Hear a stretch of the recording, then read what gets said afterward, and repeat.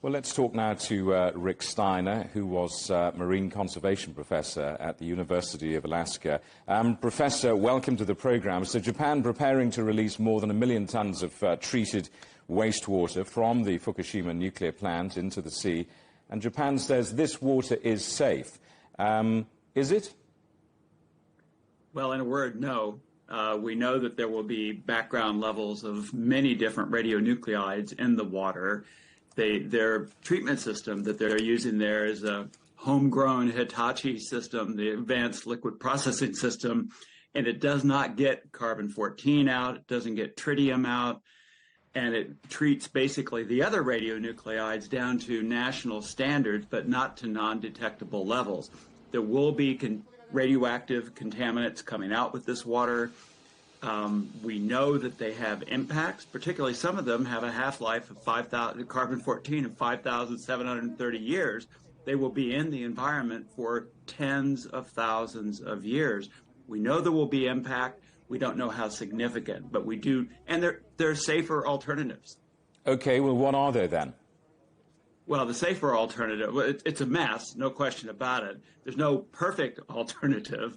But the safer alternatives is to build more tanks, continue to hold the water for another 10 to 15 years, and the half-life of tritium will cut the tritium level in half every 12 years. But then simultaneously put in the best available technology treatment systems, which include an ion exchange system, which can take these radionuclides down to non-detectable levels, here manufactured by Purolite in the United States, and a detritiation system also used here in the United States that can remove all of the tritium. So build more tanks, hold the water for another 10 to 15 years. At least the Japanese government and TEPCO need to try these two additional technologies to see if they bring the water down to non-detectable levels of radionuclides. I believe they will. And people on the other side of this argument will say, look, these are tiny, tiny risks. If this water is released, what is the real risk to human health and to animal health, fish health? Well, there definitely is. We know a lot about carbon-14 and some of the other trace radionuclides that will be in this water. They biomagnify in oceanic food chains, sometimes 1,000-fold over what's in the ambient water.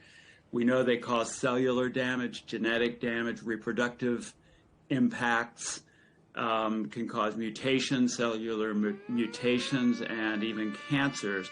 The question is the dose. And the Japanese government is saying the dose will be so low it's not a risk. We used to think that about things like DDT and persistent organic pollutants and glyphosate and things like that, but we now know that our earlier, complacency about that was ill-founded.